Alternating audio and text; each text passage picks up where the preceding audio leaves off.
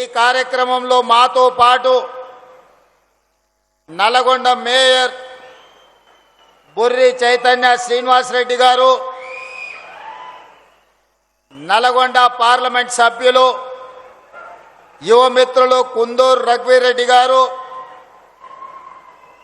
నా సహచర మంత్రివర్గ ఉప ముఖ్యమంత్రి గారు మిత్రులు బట్టి విక్రమార్క గారిని, సాగునీటి పారుదల శాఖ మంత్రివర్యులు మిత్రులు ఉత్తమ్ కుమార్ రెడ్డి గారిని, నల్గొండ ఇన్ఛార్జి మంత్రివర్యులు మిత్రులు అడ్లూరు లక్ష్మణ్ గారిని, శాసన మండలి చైర్పర్సన్ గుత్తా సుఖేందర్ రెడ్డి గారిని,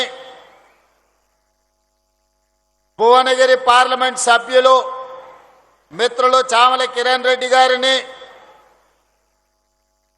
ప్రభుత్వ విప్ వేముల వీరేశం గారిని, మరో విప్ బీర్ల ఐలయ్య గారిని, తుంగతుర్తి శాసనసభ్యులు మందుల సామేల్ గారిని, మిర్యాలగూడ శాసనసభ్యులు లక్ష్మారెడ్డి గారిని, నాగార్జున సాగర్ శాసనసభ్యులు యువమిత్రులు కుందూరు జయవీర్ రెడ్డి గారిని, దేవరకొండ శాసనసభ్యులు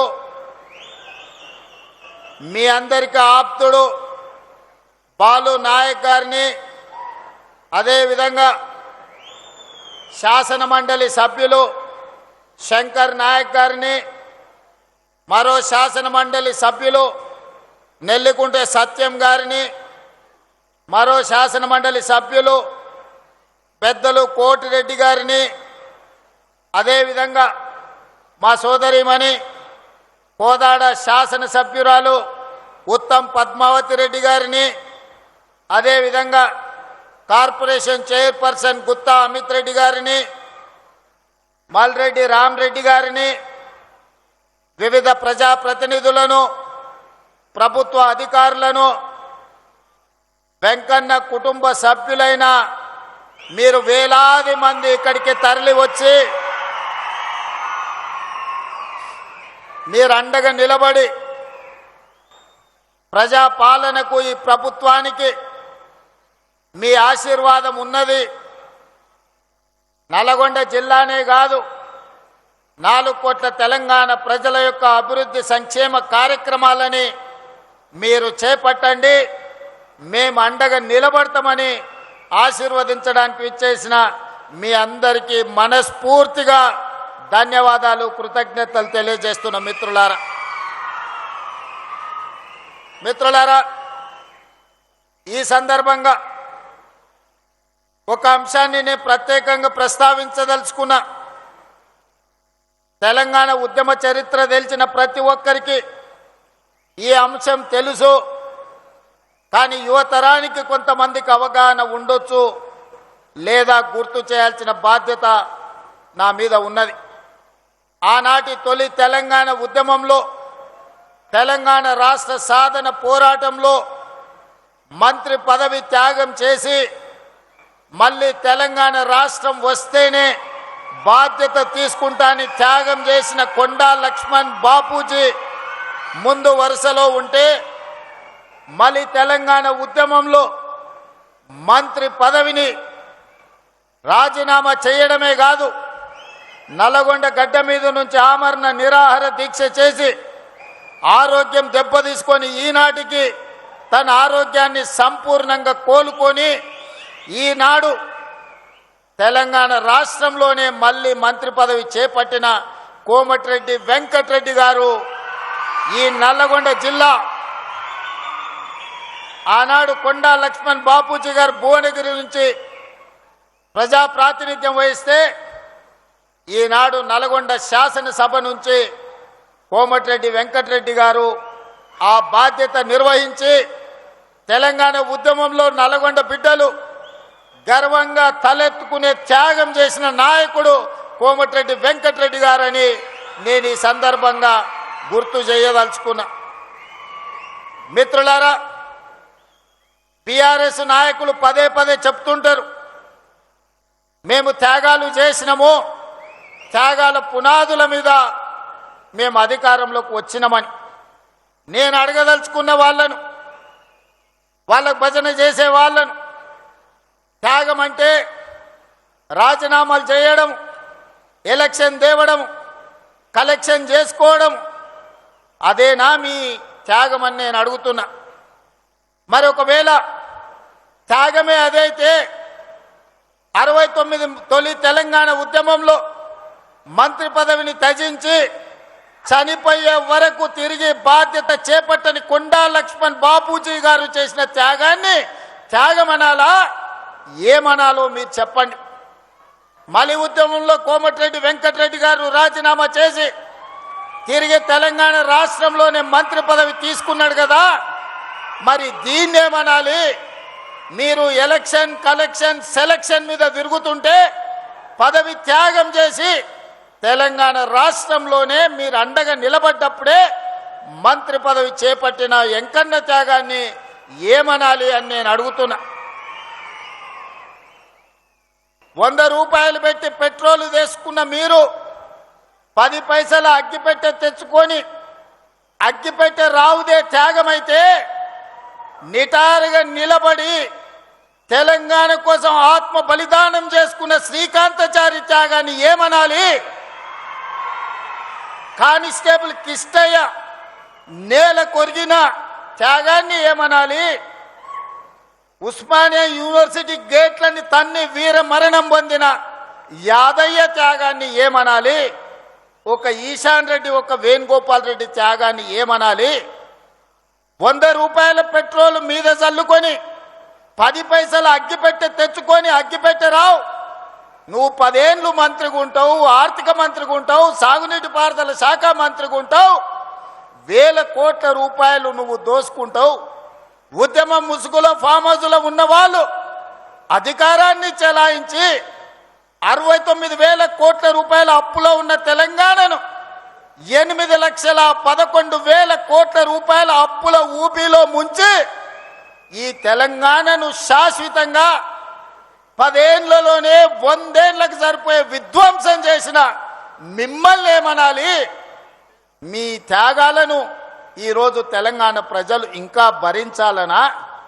మీ దోపిడీని తెలంగాణ ప్రజలు ఇంకా సహించాలనా అని నేను అడుగుతున్నా. నేను అడగదలుచుకున్న ఈ వేదిక మీద నుంచి నిన్న మొన్న చూస్తున్నా, ఇద్దరు తొడేళ్లలాక తెలంగాణ మీద పడి తిరుగుతున్నారు. బావమరుదులు ప్రజలందరూ కోరుకుంటున్నారు, మా ప్రభుత్వం రావాలి అని చెప్తున్నారు. ప్రజలు ఎవరు కోరుకుంటలేరు, మీ కుటుంబం కోరుకుంటుంది. మీ దోపిడీ దొంగతనాలలో మీకు అండగా నిలబడ్డ వాళ్ళు కోరుకుంటున్నారు. ఇవాళ ప్రజాపాలన వచ్చి ప్రజలలో చైతన్యం వచ్చి ప్రజలు సంక్షేమ అభివృద్ధి పథకాలను ఈరోజు అనుభవిస్తుంటే వాటిని చూసి అసూయ పడుతున్న వాళ్ళు ఎవరైనా మిమ్మల్ని కోరుకుంటున్నారేమో కానీ ఈ తెలంగాణ సమాజం మిమ్మల్ని, మీ కుటుంబాన్ని శాశ్వతంగా సామాజిక బహిష్కరణ చేపట్టిండ్రు. ఇంకా భవిష్యత్తులో మీకు పదవి అనేదే ఉండదు.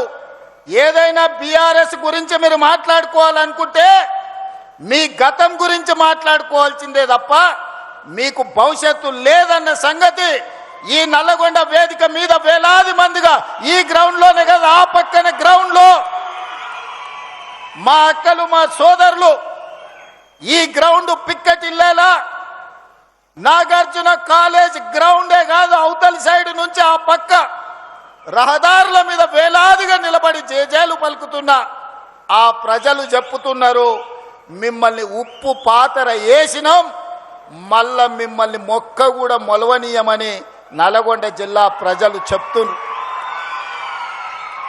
నేను నడుచుకుంటూ వస్తున్నప్పుడు కొంతమంది యువకులు వచ్చి, అన్నా తులసి వనంలో గంజాయి మొక్కలాగా గా సూర్యాపేటలో ఒకడు జానెడోడు మిగిలిండు, ఆ జానెడును కూడా మళ్ళా మొలవనీయం, మా ఎంకన్న మీద 3 అడుగులు ఎగురుతుండు, మళ్ళసారి చూసుకుంటామని వచ్చి యువకులు సూర్యాపేట వాళ్ళు నాకు చెప్పారు. అందుకే మిత్రులారా, ఇవాళ చాలా మంది మాట్లాడుతున్నారు, అధికారం కోల్పోయిన అక్కస్తో కడుపు నిండా విషం పెట్టుకొని మూసీలో ఉన్న కాలుష్యానికంటే వీళ్ళ కడుపులో ఉన్న కంపు అంతకంటే ఎక్కువైంది. కాంగ్రెస్ ఏం చేసిందని నన్ను అడుగుతున్నారు. రేవంత్ రెడ్డి 2.5 ఏళ్లలో ఏమి తెచ్చిండు అని అడుగుతున్నారు. నేను ఇవాళ సూటిగా ఈ వేదిక మీద నుంచి మీడియా మిత్రుల సమక్షంలో నేను ఒక్క మాట చెప్పదలుచుకున్నా. ఎప్పుడు అడిగినా ప్రత్యేక శాసనసభ సమావేశాలను మా కౌన్సిల్ని సుఖేందర్ రెడ్డి గారు స్పీకర్ గారి అనుమతి తీసుకొని సమావేశాన్ని ఏర్పాటు చేస్తాం. 10 సంవత్సరాల బీఆర్ఎస్ పాలన, 12 సంవత్సరాల బీజేపీ పాలన, 2.5 సంవత్సరాల మా పాలన, మీ 2014-2018 ఎన్నికల మేనిఫెస్టో, బీజేపీ 14-19-24 ఎన్నికల మేనిఫెస్టో మీద ప్రత్యేక సమావేశాలలో చర్చ చేద్దాం. మీరు సిద్ధంగా ఉన్నారా? మీరు లెటరు రాయండి స్పీకర్ గారికి, కౌన్సిల్ చైర్మన్ గారికి. ప్రభుత్వం తరఫున నేను విజ్ఞప్తి చేసి మీరు అడిగినన్ని రోజులు సభ సమావేశాలను నిర్వహిస్తా. అక్కడే తేల్చుదాం ఎవరు ఏం చేసిండ్రో తెలంగాణ కోసం.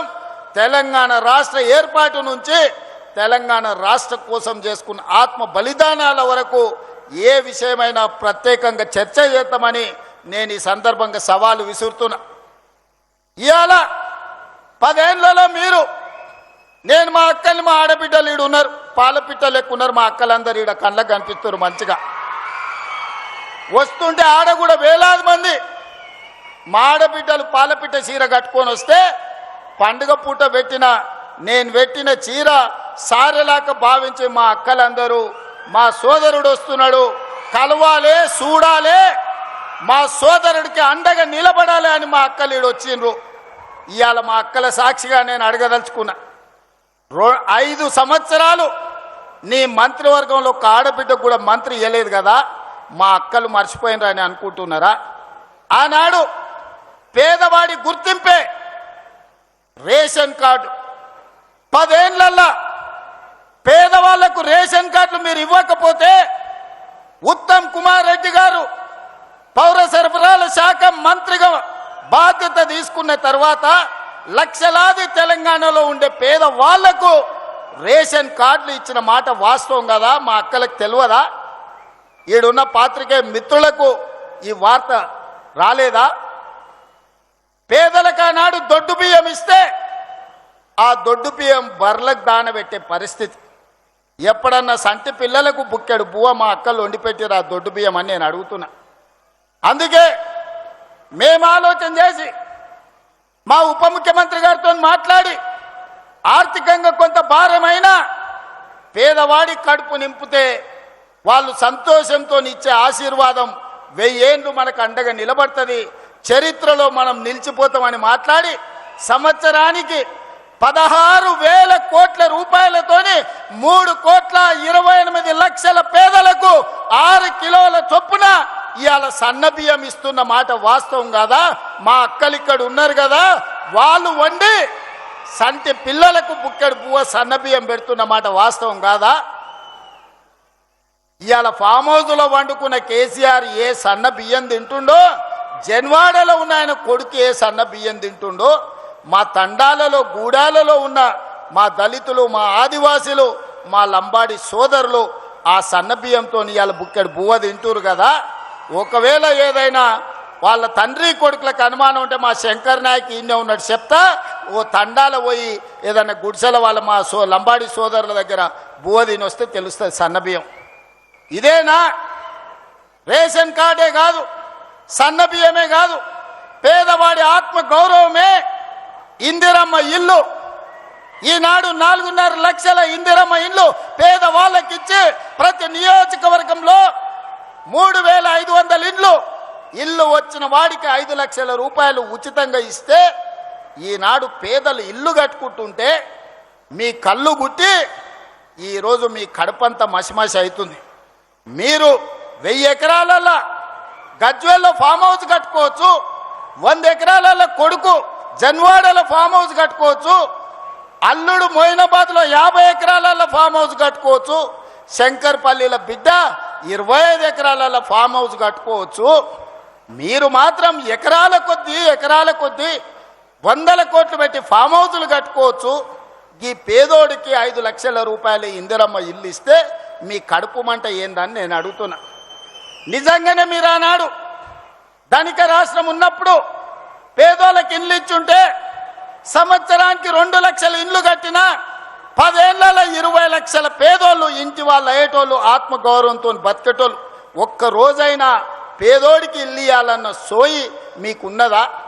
మీ భవంతులు, మీ బంగళాలు, మీ గడీలు, మీ ఫామ్ హౌజుల గురించే మీరు కలలు కన్నారు తప్ప పేదోడి కలల సాకారం ఇందిరమ్మ ఇల్లు ఇయ్యాలని ఎన్నడన్నా తండ్రి కొడుకు అల్లుడికి ఆలోచన వచ్చిందా?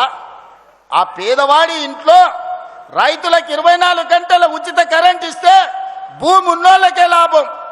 మరి భూమి లేని నిరుపేదలు మున్సిపాలిటీలలో, పట్టణాలలో, హైదరాబాదు నగరంలో జీవించే పేదలకు ఏం ప్రయోజనమని పాదయాత్రలో అడిగితే 200 యూనిట్లు ఉచితంగా ఇవ్వాల.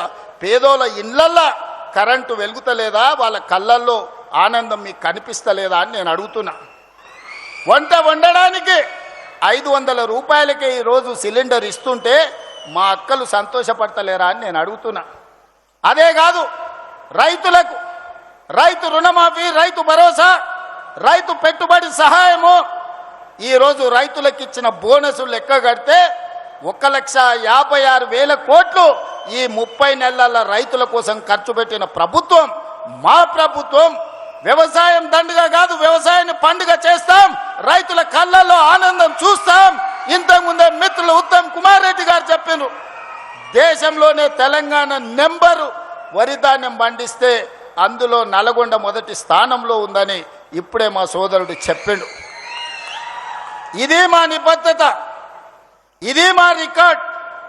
ఈనాడు రైతుల కోసం మేము చెయ్యంది ఏమైనా ఉందా? కేంద్ర ప్రభుత్వం ఎన్నిసార్లు తిప్పినా నేను, తుమ్మల గారు, అదేవిధంగా ఉత్తమ్ గారు పోయి యూరియా తెచ్చి ఈరోజు రైతుల కష్టాలు తీర్చే ప్రయత్నం చేసి, వానలు వచ్చినా, ఇక్కడ కార్మికులు వలస బీహార్కు పోయినా, బెంగాల్కు పోయినా, వరి కొనుగోలులో నానా తిప్పలు పడి 80 లక్షల మెట్రిక్ టన్నులు ఇవాళ వరి ధాన్యాన్ని సేకరించి దేశంలోనే రికార్డు ఈరోజు సృష్టించినాం. కాళేశ్వరం నుంచి చుక్క నీరు రాకపోయినా ఒక్క సంవత్సరంలో 2,88,000 మెట్రిక్ టన్నుల వరి ధాన్యాన్ని ఉత్పత్తి చేసి దేశంలోనే నెంబర్ 1గా తెలంగాణ రాష్ట్రాన్ని ఇవాళ మేము నిలబెట్టినాం కదా. మరి కాళేశ్వరం కట్టి 1,00,000 కోట్లు ఖర్చు పెడితే 3 ఏళ్లనే కట్టుడు కూలుడు 1,00,000 కోట్లు గోదావరిలో కొట్టుకుపోవుడు అయిపోయింది. అది ఇవాళ కాళేశ్వరం కాదు, కూలేశ్వరం అయిపోయింది. ఆయల్ల గొప్పలు చెప్పుకున్నారు. హరీష్ రావు కాదు ఆయన పేరు, కాళేశ్వరరావు అని ఆనాటి గవర్నర్ మోసం చేసి ఆయన కళ్ళ గంతలు కట్టి హరీష్ రావు మరి కాళేశ్వరరావు అని పిలిపించుకున్నాడు. మళ్ళీ కూలిపోతే అటు దిక్కు మళ్ళీ చూస్తలేరు. అందుకే మిత్రులారా, ఇవాళ ఇదే కాదు, విద్యాశాఖ గవర్నమెంట్ బడికి, గవర్నమెంట్ దవాఖానకు పోవాలంటే ఆనాడు పేదలు భయపడేటోళ్ళు, పిల్లలకు చదువు రాదని, పేదోళ్ళ ప్రాణం సర్కారు దవాఖానకు పోతే నిలబడదని. ఇవాళ అదే పాఠశాలల్లో నర్సరీ, ఎల్కేజీ, యూకేజీ నుంచి 12th క్లాస్ వరకు పాఠశాలల పునరుద్ధరణే కాదు, బ్రేక్ఫాస్ట్, లంచ్, ఈవినింగ్ స్నాక్స్ వరకు పేదవాడి కడుపు నింపాలి, వాళ్ళ కళ్ళల్లో ఆనందం చూడాలి, వాళ్ళు చదువుకొని అంబేద్కర్లా ఈ రాష్ట్రాన్ని, దేశాన్ని ఏలాలి. తెలంగాణ గురుకులాల నుంచి 100లాది మంది అంబేద్కర్లను సృష్టించాలి అని ఈనాడు ముక్కబోని ధైర్యంతో మా ప్రభుత్వం చేస్తున్న ప్రయత్నం వాళ్ళకి కనిపిస్తలేదా? వాళ్ళంటే దొరలు, గడీలు ఉన్నాయి, వాళ్ళ దగ్గర దోసుకున్న 1000 కోట్లు ఉన్నాయి. వాళ్ళ పిల్లలు అమెరికాకో లండన్కో పోయి చదువుకుంటారు. మరి పేదోడు లంబాడి తాండాలలో ఉన్న మా లంబాడి సోదరులు కానీ, దళితులు కానీ, గిరిజనులు కానీ, ఆదివాసీలు కానీ, ఉన్నత వర్గాలలో ఉన్న పేదోళ్ళ పిల్లలు ఏడికి పోయి చదువుకోవాలి. అందుకే ఈనాడు ఆరుట్ల మీరు చూసిండ్రు, ఆరుట్ల స్కూల్ ప్రారంభోత్సవానికి నేను పోయినా, పోయే వరకు నాకు కూడా అంత నమ్మకం లేకుండే. అక్కడ చూసిన తర్వాత సంపూర్ణమైన విశ్వాసం వచ్చింది. మా ప్రభుత్వ ఉపాధ్యాయులు నా తలెత్తుకునే విధంగా ఈరోజు గర్వంతో మనం దేశం ముందు నిలబడే విధంగా మా ప్రభుత్వ ఉపాధ్యాయులు పనిచేస్తున్నారని. అందుకే ఈనాడు విద్య విషయంలో కావచ్చు, వైద్య విషయంలో కావచ్చు, సంక్షేమ విషయంలో కావచ్చు, అభివృద్ధి విషయంలో కావచ్చు, 40 ఏళ్ల నుంచి రావణ కాష్టంలా వెలుగుతున్న ఎస్సీ ఉపకులాల వర్గీకరణను శాశ్వతంగా పరిష్కరించింది మేము కాదా? 100 ఏళ్ల నుంచి కులగణ జనగణనలో కులగణన చెయ్యాలి, గొర్రెలకు బర్రెలకు లెక్క ఉంది కానీ మా బలహీన వర్గాల లెక్క లేదని మా కైలాస్ నేత లాంటి సోదరులు అడుగుతుంటే ఈరోజు జనగణనలో కులగణన చేసి దేశానికే ఆదర్శంగా నిలబడ్డాం కదా. కేంద్ర ప్రభుత్వం మీద కూడా ఇవాళ ఒత్తిడి తీసుకొచ్చినాం కదా. ఇవన్నీ మేము సాధించిన విజయాలు కాదా? 2.5 సంవత్సరాలలో 30 నెలల్లో 70,000 ప్రభుత్వ ఉద్యోగాలు ఇచ్చిన ఏ ప్రభుత్వం ఉన్నా ఈ దేశంలో నేను సూటిగా సవాలు విసురుతున్నా. శాఖల వారీగా లెక్కలు చెప్తా, అసెంబ్లీకి రాండి. 30 నెలల్లో 70,000 ప్రభుత్వ ఉద్యోగాలు ఇచ్చి నిరుద్యోగుల ఆత్మగౌరవాన్ని నిలబెట్టిన ప్రభుత్వం మాది కాదా? ఇవాళ అందుకోసం ఈ ప్రభుత్వం పోవాలనా? ప్రజాపాలన పోవాలనంట, పాపాల భైరవుడు రావాలనంట. ప్రజాపాలన ఎందుకు పోవాలి? రేషన్ కార్డులు ఇచ్చినందుకు పోవాలనా? సన్నబియ్యం ఇచ్చినందుకు పోవాలనా? ఇందిరమ్మ ఇల్లు ఇచ్చినందుకు పోవాలనా? ఉచిత కరెంట్ ఇచ్చినందుకు పోవాలనా? లేకపోతే మీ ఫీజు రియంబర్స్మెంట్ చేసినందుకు పోవాలనా? 21,000 కోట్ల రూపాయల రైతు రుణమాఫీ చేసినందుకు పోవాలనా? ఎకరాకు 6,000 లెక్కన 27,000 కోట్లు ఇప్పటికీ రైతు భరోసాలు ఇచ్చినందుకు ప్రజాపాలన పోవాలనా? నర్సరీ నుంచి 12వ తరగతి వరకు నాస్టతో పాటు లంచ్ పెట్టి పిల్లల చదువులను బాగు చేసినందుకు పోవాలనా? స్కిల్ యూనివర్సిటీ తెచ్చినందుకు పోవాలనా? ఏటీసీలు అడ్వాన్స్ టెక్నాలజీ సెంటర్లు తెచ్చినందుకు ప్రజాపాలన పోవాలనా? పాలిటెక్నిక్లను పునరుద్ధరించినందుకు ప్రజాపాలన పోవాలనా? దేనికోసం ప్రజాపాలన పోవాలని నేను అడుగుతున్నా.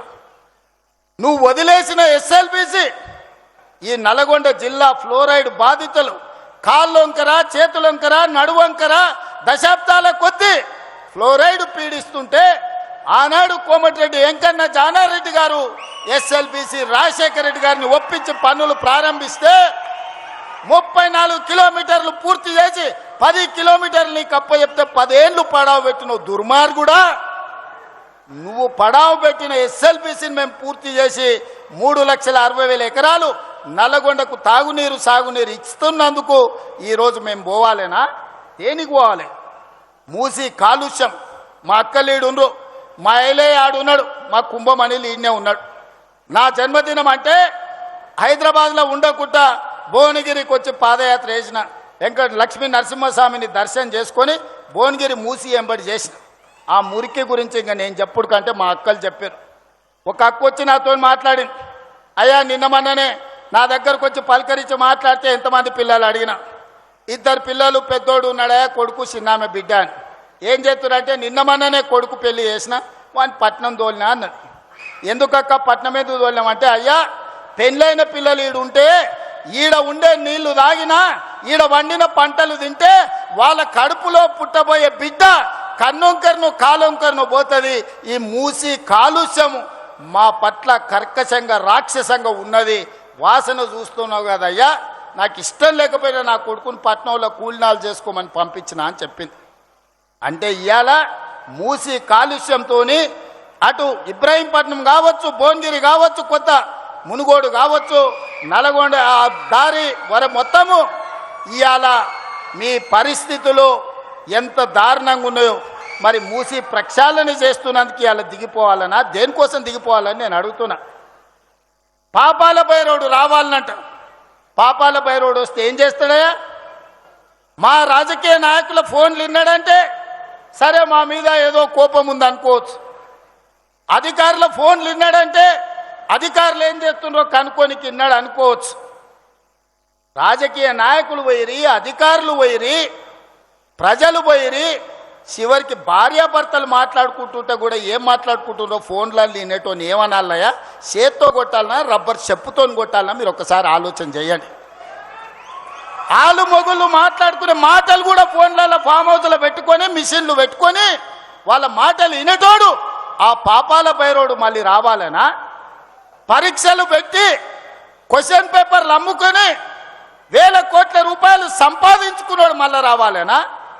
కాళేశ్వరం పేరు మీద 1,00,000 కోట్లు గోదావరిలో కలిపిన దుర్మార్గుడు ఆ పాపాల భైరవుడు మళ్ళీ తిరిగి రావాలనా? పేదోళ్లకు రేషన్ కార్డులు అడిగితే పోలీస్ స్టేషన్లో పెట్టించి కొట్టించినోడు మళ్ళీ రావాలనా? 10 ఏళ్ళు మా కాంగ్రెస్ పార్టీ కార్యకర్తలను రాసి రంపాన పెట్టి అక్రమ కేసులు పెట్టి ఆస్తులు కొల్లగొట్టి కొంతమంది ప్రాణాలను హరించినందుకు మళ్ళీ పాపాల భైరవుడు రావాలనా? దేనికోసం రావాలి ఆలోచన చేయండి మిత్రులారా. ఇవాళ మీరు అడిగిందల్లా చేసినాం, శాయశక్తుల ప్రయత్నం చేసినాం.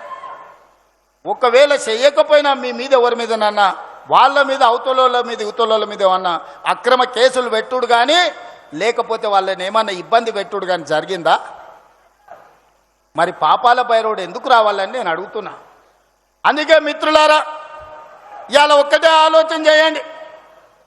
మీరు కూడా గ్రామాలలో 10 ఏళ్ళ బీఆర్ఎస్ పాలన, 12 ఏళ్ళ మోడీ పాలన, 10 ఏళ్ళ ఇందిరమ్మ పాలన మీద రచ్చబండలలో చర్చ పెట్టండి.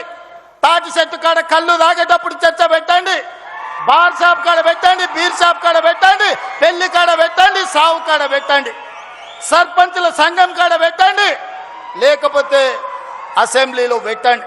చర్చ చేద్దాం.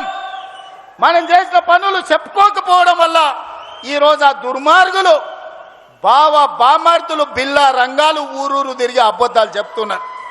వాళ్ళకి దేవుడు శాపం పెట్టిండు, నిజం మాట్లాడితే మీ తల 1000 ముక్కలై సస్తారని. ఒక్క మాట కూడా నిజం మాట్లాడు. మొత్తం కుటుంబం అంటారా నాయన. ఫామ్ హౌస్లో వండుకున్న శుక్రాచార్యుడు కావచ్చు, ఊరి మీద తిరిగే మారీచుడు కావచ్చు, లేకపోతే సుబావుడు కావచ్చు, ఎవడన్నా నిజం మాట్లాడతారా? మా లక్ష్మణ్ 687 కోట్ల రూపాయలు టెండర్లు పిలిస్తే 3,000 కోట్ల అవినీతి జరిగిందంట. మూతి మీద పెట్టి కొడతా రా సవాల్ చేస్తున్నాను మా లక్ష్మణ్ అన్నాడు. ఇక మళ్ళా రాలే. సింగరేణిలో టెండరే కాలేదు, తారీఖే రాలేదు, మొత్తం సింగరేణి కొల్లగొట్టిరని నోరు తెరిచిన అబద్ధం.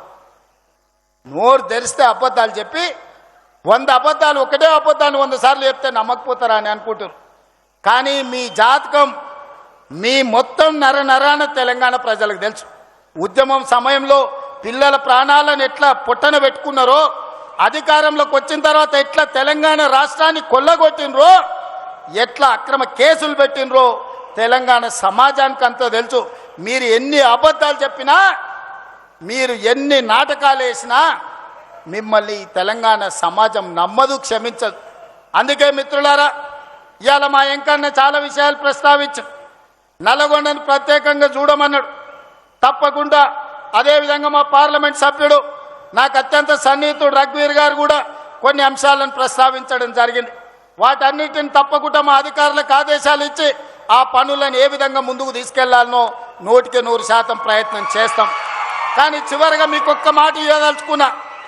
మళ్ళొచ్చే ఎన్నికల లోపల ఎస్ఎల్బిని పూర్తి చేసి కృష్ణానది జలాలను నల్లగొండ నేల మీద పారిస్తా, మీ పంటలు పండించే విధంగా 100% ఎస్ఎల్బిసిని పూర్తి చేయడమే కాదు, డిండి ప్రాజెక్టును పూర్తి చేయడానికి సంపూర్ణంగా నేను సహకారం అందిస్తా. నా జీవిత లక్ష్యం ఒక్కటే, మూసీ నది ప్రక్షాళన. మోడీ సబర్మతి కాదు, ఢిల్లీ యమున కాదు, యోగి గంగా నది కాదు. ఈ దేశానికి ఎవడు వచ్చినా మూసీ నది ప్రక్షాళన చూడడానికి రావాలి. దేశానికి తలమానికంగా మూసీ నది ప్రక్షాళన చేస్తా. మా చామల కిరణ్ రెడ్డి ఏదైతే కోరుకుంటుండో ఆయన పార్లమెంట్లో, ఈ మూసీ కంపు నుంచి, కాలుష్యం నుంచి నల్లగొండ బిడ్డలకు విముక్తి కలిగించే బాధ్యత నాది. ఒట్టేసి చెప్తున్నా, మూసీ పూర్తి చేస్తా. ఎవడు వచ్చినా, ఎవడు అడ్డం పడ్డా, ఎవడు ఆత్మహత్య చేసుకున్నా మూసీలేసి తొక్కుతా, మూసీ నది ప్రక్షాళన చేస్తా. ఎవడెవడైతే మాట్లాడుతుండో రాసుకోండి. 94 నుంచి 2004 2 సార్లు టీడీపీ, 2004 నుంచి 2014 2 సార్లు కాంగ్రెస్, 2014 నుంచి 2024 వరకు 2 సార్లు బీఆర్ఎస్. ఇవాళ నేను చెప్తున్న ఈ వేదిక మీద నుంచి నల్గొండ బిడ్డల ఆశీర్వాదంతో, మీ ఉత్సాహంతో 2024 నుంచి 2034 వరకు 3 రంగుల జెండా ఎగురుతుంది. తెలంగాణ ప్రజల ఆకాంక్షలు తీరుస్తుంది. ప్రజా పాలన ప్రజల ఉనికిని మనుగడను కాపాడుతుంది. ఇదే నా మాట. మీరండగా నిలబడండి సోదరులారా. 10 ఏళ్ళు వెనక్కి తిరగకుండా తెలంగాణ రాష్ట్రాన్ని దేశంలోనే నెంబర్ 1 గా తీర్చిదిద్దుతా. మీరందరూ అండగా ఉంటారా? మీరందరూ అండగా ఉంటారా? మీరందరూ అండగా ఉంటారా? మీరందరూ అండగా ఉంటారా? ఆ పక్క గ్రౌండ్లో ఉన్న మా అక్కల్ని కూడా అడుగుతున్నా, అండగా ఉంటామన్న వాళ్ళందరూ చేయి పైకెత్తి పిడికెళ్ళి బిగించండి. జై కాంగ్రెస్, జై జై కాంగ్రెస్, జై కాంగ్రెస్. ఢిల్లీ వరకు వినిపించాలి. జై జై కాంగ్రెస్. ధన్యవాదాలు సోదరులారా.